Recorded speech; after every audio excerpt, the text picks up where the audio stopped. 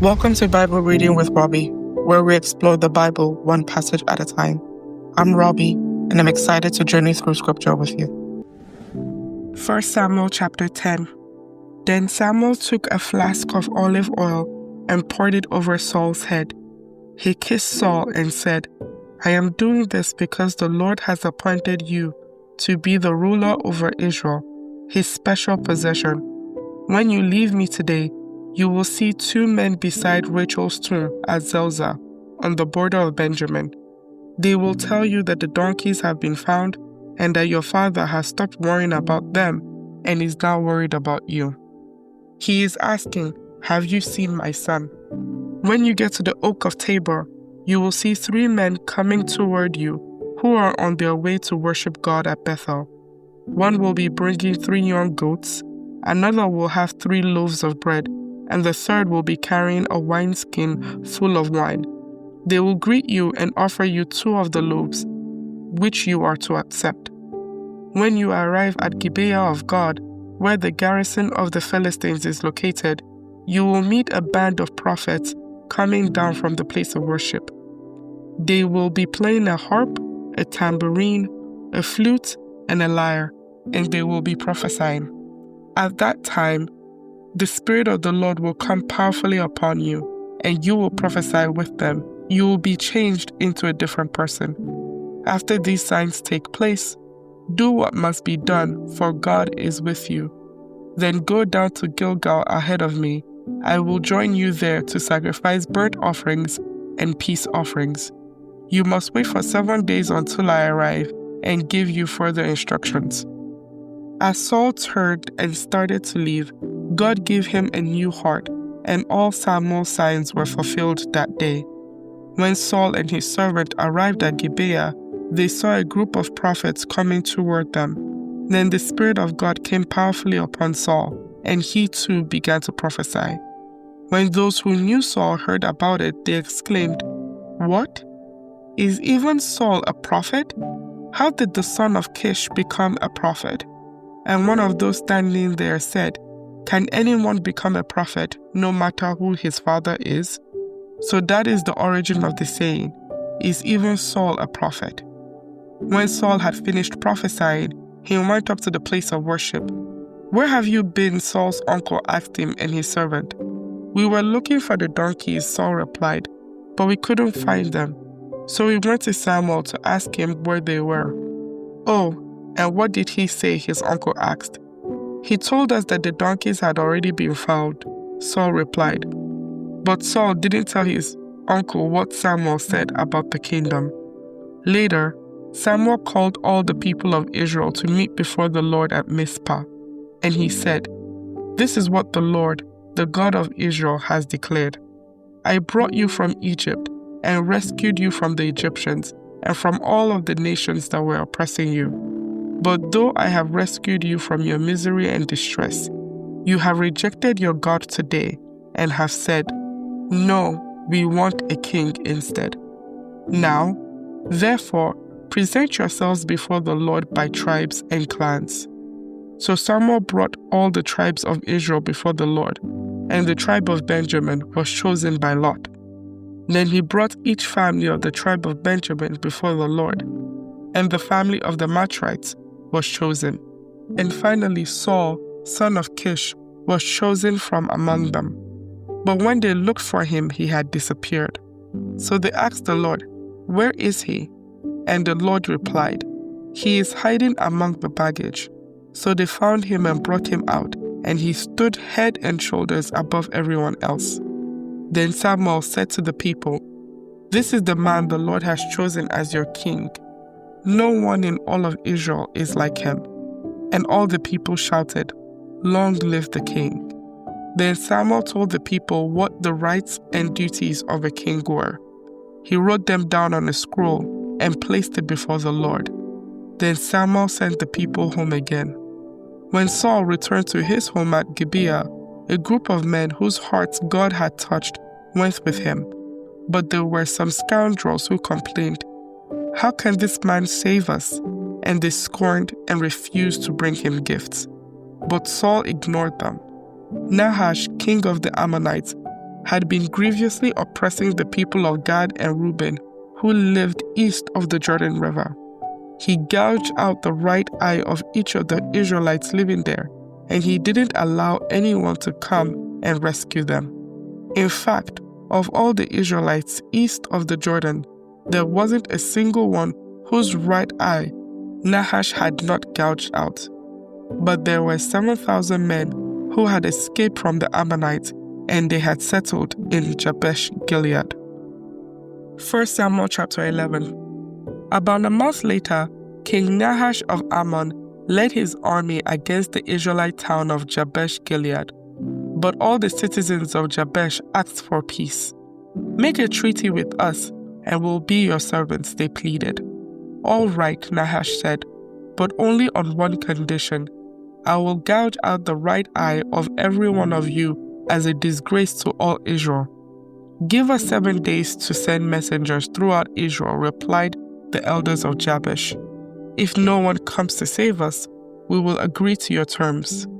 When the messengers came to Gibeah of Saul and told the people about their plight, everyone broke into tears.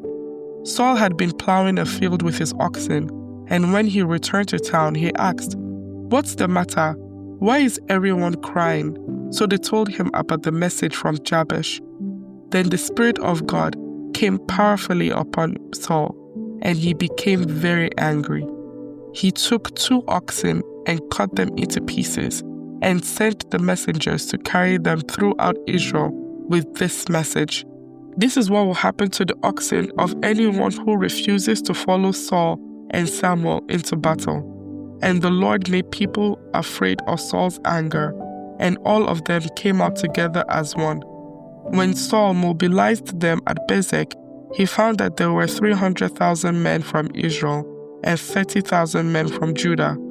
So Saul sent the messengers back to Jabesh Gilead to say, "We will rescue you by noontime tomorrow." There was great joy throughout the town when that message arrived.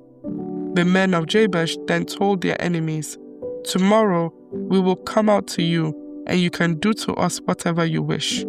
But before dawn the next morning, Saul arrived, having divided his army into 3 detachments.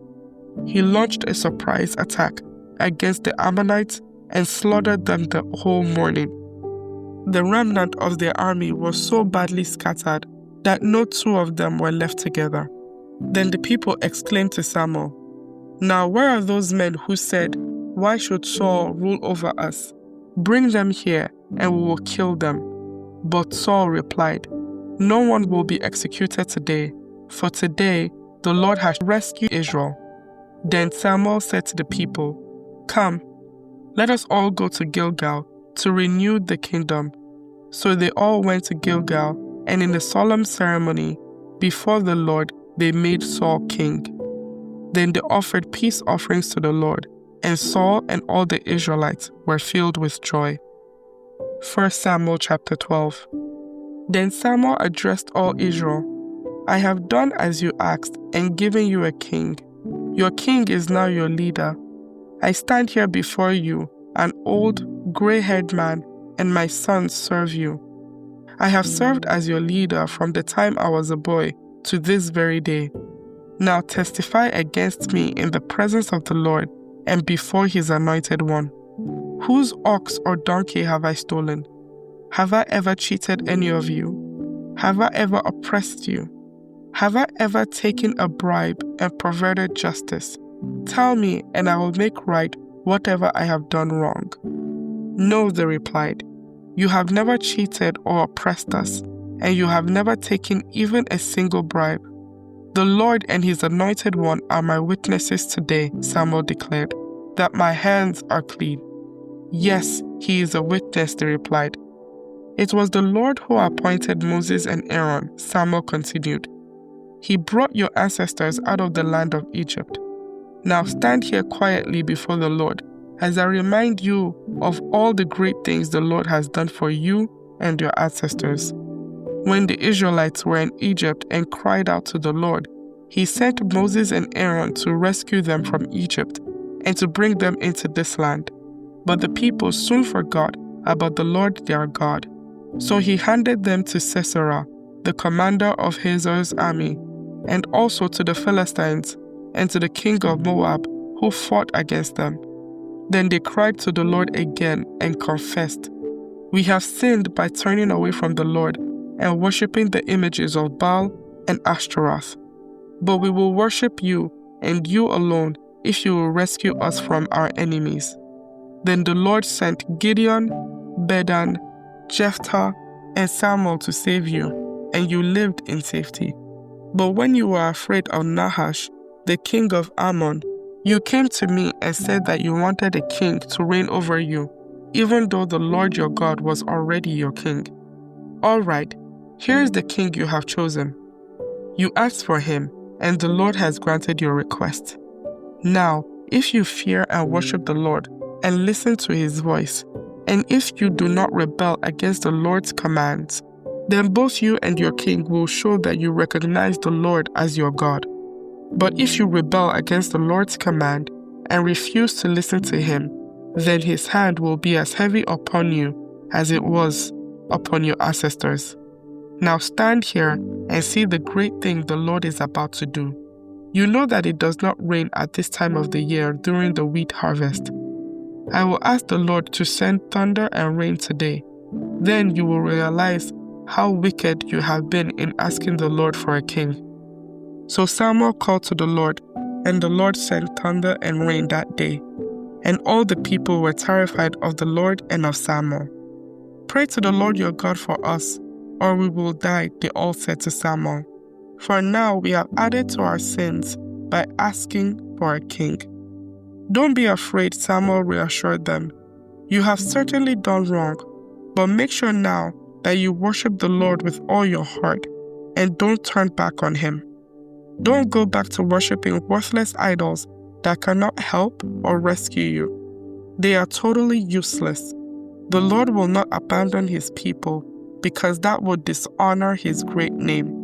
For it has pleased the Lord to make you his very own people.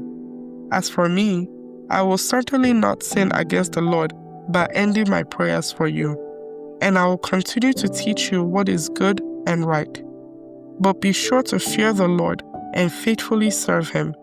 Think of all the wonderful things he has done for you. But if you continue to sin, you and your king will be swept away." 1 Samuel chapter 13. Saul was 30 years old when he became king, and he reigned for 42 years. Saul selected 3,000 special troops from the army of Israel and sent the rest of the men home. He took 2,000 of the chosen men with him to Michmash and the hill country of Bethel. The other 1,000 went with Saul's son Jonathan to Gibeah in the land of Benjamin. Soon after this, Jonathan attacked and defeated the garrison of Philistines at Geba. The news spread quickly among the Philistines, so Saul blew the ram's horn throughout the land, saying, "Hebrews, hear this. Rise up in revolt." All Israel heard the news that Saul had destroyed the Philistine garrison at Geba and that the Philistines now hated the Israelites more than ever. So the entire Israelite army was summoned to join Saul at Gilgal. The Philistines mustered a mighty army of 3,000 chariots, 6,000 charioteers, and as many warriors as the grains of sand on the seashore. They camped at Michmash, east of Bethaven. The men of Israel saw what a tight spot they were in because they were hard-pressed by the enemy. They tried to hide in caves, thickets, rocks, holes, and cisterns. Some of them crossed the Jordan River and escaped into the land of Gad and Gilead. Meanwhile, Saul stayed at Gilgal, and his men were trembling with fear. Saul waited there 7 days for Samuel, as Samuel had instructed him earlier, but Samuel still didn't come. Saul realized that his troops were rapidly slipping away, so he demanded, "Bring me the burnt offering and the peace offerings." And Saul sacrificed the burnt offering himself. Just as Saul was finishing with the burnt offering, Samuel arrived. Saul went out to meet and welcome him, but Samuel said, "What is this you have done?" Saul replied, I saw my men scattering from me, and you didn't arrive when you said you would, and the Philistines are at Michmash, ready for battle. So I said, the Philistines are ready to march against us at Gilgal, and I haven't even asked for the Lord's help. So I felt compelled to offer the burnt offering myself before you came. How foolish, Samuel exclaimed. You have not kept the command the Lord your God gave you. Had you kept it, the Lord would have established your kingdom over Israel forever. But now your kingdom must end, for the Lord has sought out a man after his own heart. The Lord has already appointed him to be the leader of his people, because you have not kept the Lord's command. Samuel then left Gilgal and went on his way, but the rest of the troops went with Saul to meet the army. They went up from Gilgal to Gibeah in the land of Benjamin. When Saul counted the men who were still with him, he found only 600 were left. Saul and Jonathan and the troops with them were staying at Geba in the land of Benjamin. The Philistines set up their camp at Michmash. 3 raiding parties soon left the camp of the Philistines. One went north toward Ophrah in the land of Shual. Another went west to Beth-horon, and the third moved toward the border above the valley of Zeboim, near the wilderness. There were no blacksmiths in the land of Israel in those days. The Philistines wouldn't allow them for fear they would make swords and spears for the Hebrews. So whenever the Israelites needed to sharpen their plowshares, picks, axes, or sickles, they had to take them to a Philistine blacksmith. The charges were as follows: 1/4 of an ounce of silver for sharpening a plowshare or a pick, and 1/8 of an ounce for sharpening an axe or making the point of an ox goad. So on the day of the battle, none of the people of Israel had a sword or spear, except for Saul and Jonathan. The pass at Michmash had meanwhile been secured by a contingent of the Philistine army. 1 Samuel chapter 14. One day, Jonathan said to his armor-bearer, "Come on, let's go over to where the Philistines have their outpost." But Jonathan did not tell his father what he was doing. Meanwhile, Saul and his 600 men were camped on the outskirts of Gibeah around the pomegranate tree at Migron. Among Saul's men was Ahijah the priest, who was wearing the ephod, the priestly vest. Ahijah was the son of Ichabod's brother Ahitub, son of Phinehas, son of Eli, the priest of the Lord, who had served at Shiloh. No one realized that Jonathan had left the Israelite camp. To reach the Philistine outpost, Jonathan had to go down between 2 rocky cliffs that were called Bozez and Seneh. The cliff on the north was in front of Michmash, and the one on the south was in front of Geba. "Let's go across to the outpost of those pagans," Jonathan said to his armor-bearer.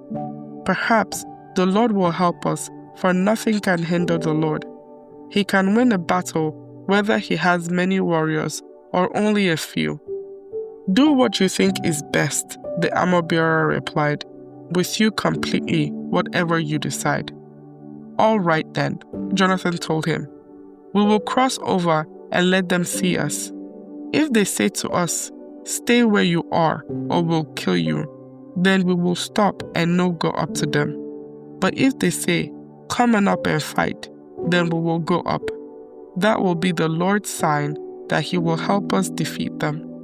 When the Philistines saw them coming, they shouted, "Look, the Hebrews are crawling out of their holes." Then the men from the outpost shouted to Jonathan, "Come on up here, and we'll teach you a lesson." "Come on, climb right behind me," Jonathan said to his armor-bearer, "for the Lord will help us defeat them." So they climbed up using both hands and feet, and the Philistines fell before Jonathan, and his armor-bearer killed those who came behind them. They killed some 20 men in all, and their bodies were scattered over about half an acre. Suddenly, panic broke out in the Philistine army, both in the camp and in the field. including even the outposts and raiding parties. And just then, an earthquake struck, and everyone was terrified. Saul's lookouts in Gibeah of Benjamin saw a strange sight. The vast army of Philistines began to melt away in every direction. "Call the roll and find out who's missing," Saul ordered. And when they checked, they found that Jonathan and his armor-bearer was gone. Then Saul shouted to Ahijah, "Bring the ephod here." For at that time, Ahijah was wearing the ephod in front of the Israelites. But while Saul was talking to the priest, the confusion in the Philistine camp grew louder and louder. So Saul said to the priest, "Never mind, let's get going." Then Saul and all his men rushed out to the battle and found the Philistines killing each other. There was terrible confusion everywhere. Even the Hebrews who had previously gone over to the Philistine army revolted and joined in with Saul, Jonathan, and the rest of the Israelites. Likewise, the men of Israel who were hiding in the hill country of Ephraim joined the chase when they saw the Philistines running away. So the Lord saved Israel that day, and the battle continued to rage even beyond Bethaven. Now the men of Israel were pressed to exhaustion that day, because Saul had placed them under an oath, saying, "Let a curse fall on anyone who eats before evening, before I have full revenge on my enemies." So no one ate anything all day, even though they had all found honeycomb on the ground in the forest. They didn't dare touch the honey because they all feared the oath they had taken. But Jonathan had not heard his father's command, and he dipped the end of his stick into a piece of honeycomb and ate the honey. After he had eaten it, he felt refreshed. But one of the men saw him and said, "Your father made the army take a strict oath that anyone who eats food today will be cursed. That is why everyone is weary and faint." "My father has made trouble for us all," Jonathan exclaimed. "A command like that only hurts us. See how refreshed I am now that I have eaten this little bit of honey. If the men had been allowed to eat freely from the food they found among our enemies, think how many more Philistines we could have killed." They chased and killed the Philistines all day, from Michmash to Aijalon, growing more and more faint. That evening, they rushed for the battle plunder and butchered the sheep, goats, cattle, and cows, but they ate them without draining the blood. Someone reported to Saul, "Look, the men are sinning against the Lord by eating meat that still has blood in it." "That is very wrong," Saul said. "Find a large stone and roll it over here. Then go out among the troops and tell them, 'Bring the cattle, sheep, and goats here to me. Kill them here and drain the blood before you eat them. Do not sin against the Lord by eating meat with blood still in it.'" So that night, all the troops brought their animals and slaughtered them there. Then Saul built an altar to the Lord. It was the first of the altars he built to the Lord. Then Saul said, "Let's chase the Philistines all night and plunder them until sunrise. Let's destroy every last one of them." His men replied, "We'll do whatever you think is best." But the priest said, "Let's ask God first."